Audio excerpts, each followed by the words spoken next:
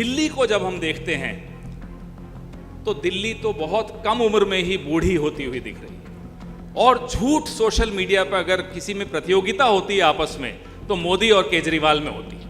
इतना सा करते हैं और इतना बताते हैं। के साथ ऐसा अन्याय हो और हमारी आंखों के सामने हो। दिल्ली को जब हम देखते हैं तो दिल्ली तो बहुत कम उम्र में ही बूढ़ी होती हुई दिख रही है। दिल्ली ने हर दौर में नया जन्म लिया। कांग्रेस का जब शासन 98 में आया, दिसंबर 98 में, तो दिल्ली का पुनर्जन्म शुरू हुआ। लेकिन 15 साल के शासन के बाद जब दौर बदला तो रख रखाव तो भूल ही जाइए आप। जो कायाकल्प हमारे कई लोग जो यहाँ मंच पर बैठे हैं इन लोगों ने की थी वो अब लगभग खत्म हो गई।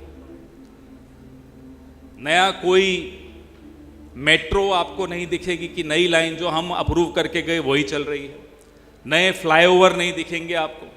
और झूठ सोशल मीडिया पर अगर किसी में प्रतियोगिता होती है आपस में तो मोदी और केजरीवाल में होती है। लिखते हैं साहब 24-24 घंटे पावर कट होता था।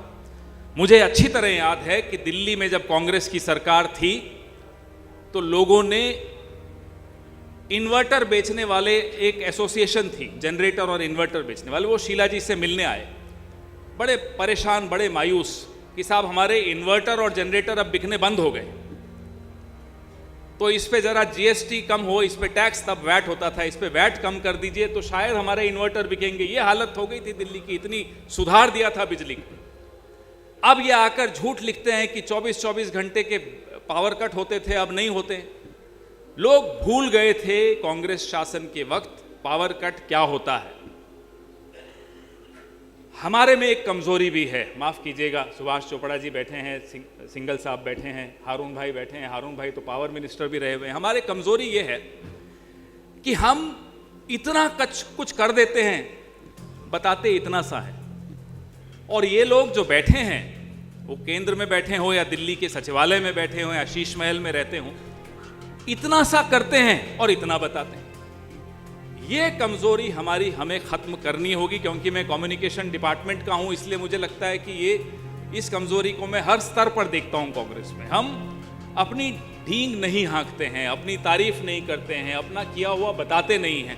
ये बताना बहुत आवश्यक है। और मुझे लगता है ये जो न्याय यात्रा, देवेंद्र यादव जी, आप जो ये न्याय यात्रा की बात आपने शुरू की, मुझे लगता है बहुत अच्छी है, क्योंकि इससे हम उस वक्त की दिल्ली, कांग्रेस वाली दिल्ली जो आपने नारा दिया, बहुत अच्छा नारा है, कांग्रेस वाली दिल्ली और आज की दिल्ली में जो अंतर है वो भी दिखा पाएंगे। हर स्तर पे दिल्ली के साथ पिछले 10 साल में अन्याय हुआ है। और हमारे नेता राहुल गांधी, हमारे अध्यक्ष मल्लिकार्जुन खड़गे साहब, हमारी पूर्व अध्यक्ष सोनिया जी, हमारी नेता प्रियंका जी, इन सबके जहन में एक शब्द जो दिन रात 24 घंटे गूंजता है वो शब्द है न्याय। और वो सिर्फ शब्द नहीं है, वो इस शब्द को जीते हैं। वो शब्द बाबा साहब अंबेडकर के संविधान में भी है। वो शब्द, उसी शब्द पर यह संविधान स्थापित हुआ है। और दिल्ली देश की राजधानी के साथ ऐसा अन्याय हो और हमारी आंखों के सामने हो, कोई कांग्रेसी रात को सो नहीं पाएगा इस तरह का अन्याय देखकर। मुझे लगता है हम में से किसी को नींद नहीं आती होगी इस तरह का अन्याय देखकर। सपनों की दिल्ली बनी और वो खत्म हो गई। ऐसी ही और खबरों से हमेशा अपडेट रहने के लिए चैनल को सब्सक्राइब कर लीजिए और वीडियो पसंद आया हो तो लाइक और शेयर करना ना भूलें।